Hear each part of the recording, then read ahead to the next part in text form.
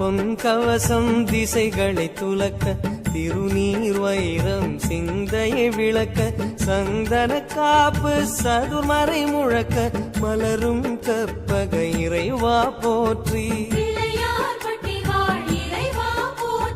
கலியுகம் காக்கும் கணபதி நாதா வலம்புரி நாதா அபயம் அபயம் அபயம் அருளும் இறைவா போற்றி